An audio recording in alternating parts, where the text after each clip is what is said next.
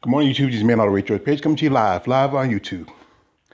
Well, I've been kind of behind on my MMA. I've been talking a lot too much about it because I've been focusing on all my bodybuilding stuff, and I want to talk about an upcoming fight that I feel like is going to be a shit show. And this is my opinion. Maybe it's not share with everybody else's, but I feel like it's going to be just garbage here, and that is Felicia the Phenom Spencer versus Danielle Wolf.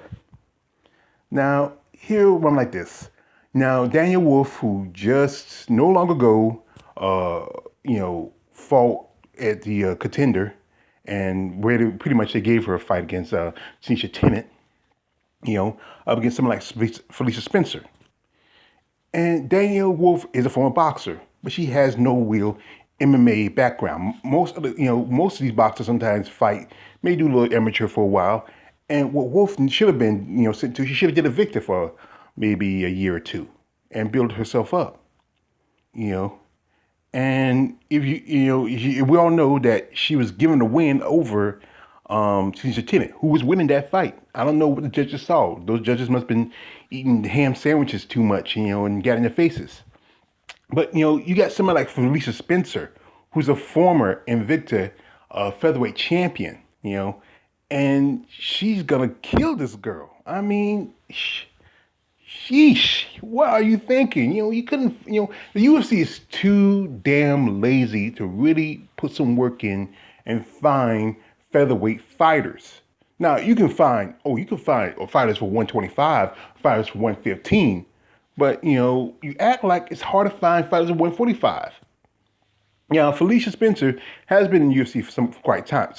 She beat Megan Anderson, but she took some whippings against Cyborg and Amanda Nunes, the Lioness Queen. I like to say, I gotta put that jab in there. I don't like, but then, like I said, after taking those ass whippings, and then she get this, they're giving her like an easy fight. What's next for her? What's the point of fighting Megan Anderson again? Ain't enough fighters. Well, here's some suggestions. What it should have been done is got Gianna Fabia. She's attractive. She has a look to her. She's like Megan. She's from around. I think she's actually from New Zealand, which is close to Australia. And like with Megan and Robert Whitaker, there's that strong, popular Australian fan base, also New Zealand. And she has a look to her. She's very attractive. And she fights at 145. But the problem is she signed the PFL. And she's fighting at 155. So that's a fighter that, truthfully, the UFC missed off. Here's another fighter. This is Helena Kolnitsky. And she's attractive. And also, she has a look to her. She's blonde. She, European. The fanboys would love that. The blonde, like Valentina and Yana and a couple other women from, Eastern and Central and Western European, Europe that are very popular in MMA. And also she fought, Felicia Spencer back in Invicta. So you already have somebody who has a history with Felicia Spencer. That'd be perfect. Then also you have another person who fought Felicia Spencer back in Invicta, and that's Akila A.K. Ahmed. Now she hadn't fought in a while. I think she's 1-1, and she could be a good opponent for either Felicia, Megan, and even Danielle Wolf. And like I said, I'm a big fan of her. I'm impressed. She has an impressive body, but she's been sitting off for a while. But this could probably pull out of retirement. This is probably an opportunity she probably would jump at to come and fight in UFC. But I think, like I said, that strike against her is black, and people say, "Oh, she's too muscular."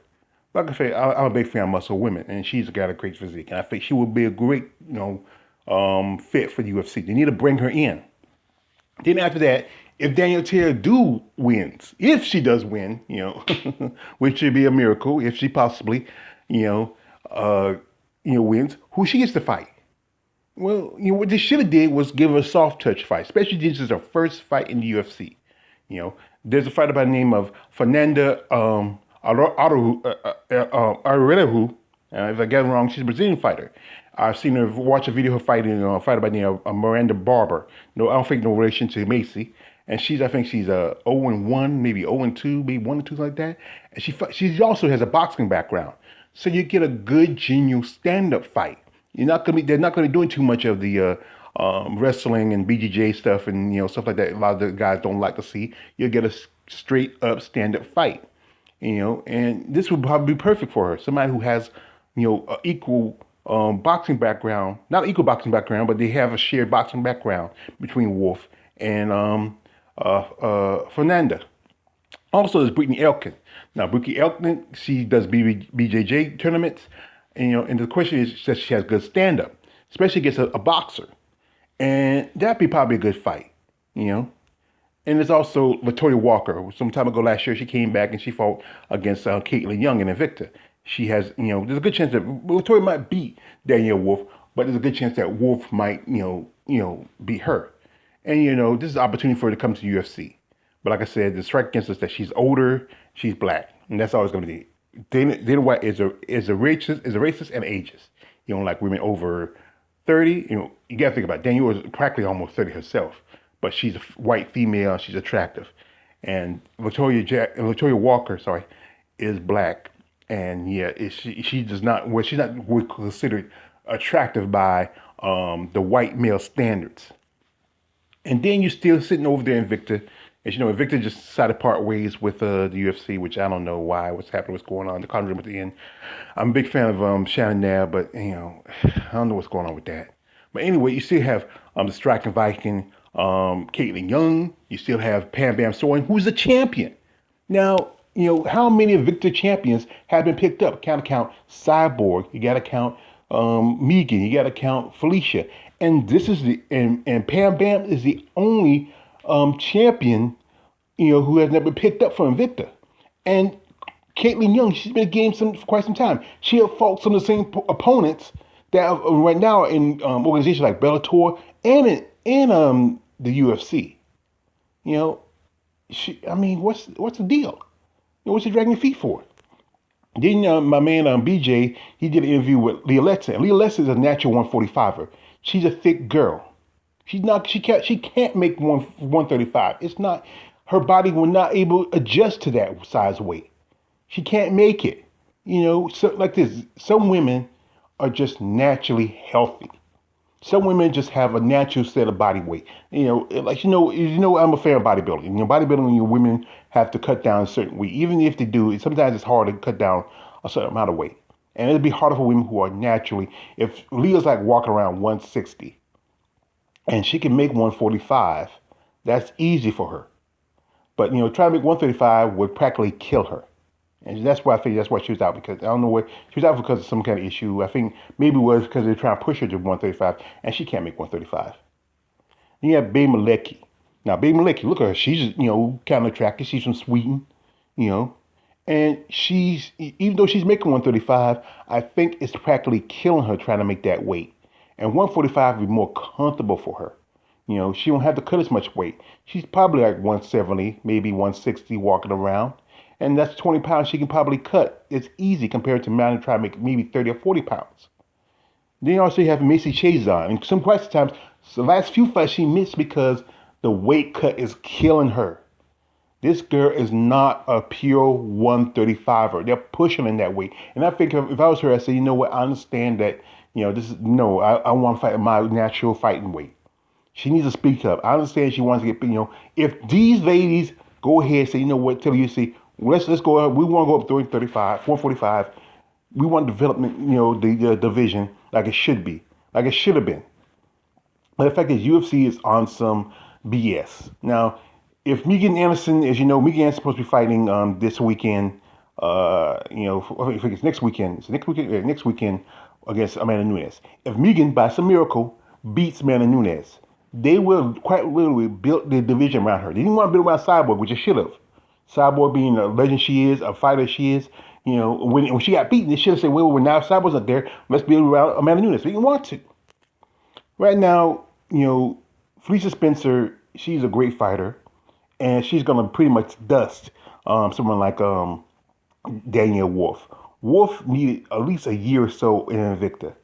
They should have just let her fight in Invicta for a while, see how she does, and then put her in a fight. And they should recruit a natural 145er, not Tisha Tennant, who is a 135er. And then also they should have got Tisha Tennant because, hey, the 135 division needs some fresh blood right now. As you know, Holly Holmes will be fighting Juliana Pena, and Pena better win. Because we know we're getting tired of Holly Holmes getting title shot by title shot. Pena has to win, you know. And if not, they need, like I said, and Tisha Tennant should have been fighting for the 135 title over Invicta. She should have been fighting for that title. They wasted their time when she went to do the Contenders series. They wasted their time. She should have been fighting for the title. But like I said, this fight is a fight to see, if Daniel Wolf can show off her skill set, if she can beat somebody like Felicia Spencer, who has pretty much I call it the Jake LaMotta of women MMA. If you're watching movie Raging Bull, and also if you're a boxing fan, Jake LaMotta was the toughest fighters wherever there was back in the day. He was a middleweight fighter. He fought Sugar Ray Robinson, and he was tough. It was hard to get him down. And also watch the movie Raging Bull with Robert De Niro. I mean, you're not gonna be down. He was actually that tough a fighter. And that's what Felicia Spencer is. She's the Jake LaMotta of women's MMA. She's a tough fighter. She's gonna take you. You gotta have a fist made of antimadium, or maybe and feet made of vibranium to beat Felicia Spencer. But like I said, Daniel Wolf, I don't think she has a chance. She has no ground game. She doesn't. She hasn't really studied much. She's going to use most of her stand up. Maybe what little kick she knows. But this is not going to be a competitive fight. It's going to be a first round submission, or maybe a first round TKO, depending on how much strength Felicia Spencer has in her fist. So I tell you the truth, I wouldn't really want to waste my time watching this fight, knowing the outcome what it's going to be. But like I said, I will wish the best of luck to both ladies. And like I said to UFC, quit being lazy. Recruit 145ers. Don't get on this mentality because you want to feed to the mentality of your white 18 to 40, 35-year-old male base. The fact that bigger women when you bring in bigger women, you're bringing more opportunities for knockouts, more slugfests. You're going to see real wars. You're bringing some women with some size on them. And the reason why I had to talk about Hot Job Harrison, because Hot Job Harrison is not even in the conversation. It's your man, Law Ray George Page. Don't like, subscribe, don't subscribe. I'm out.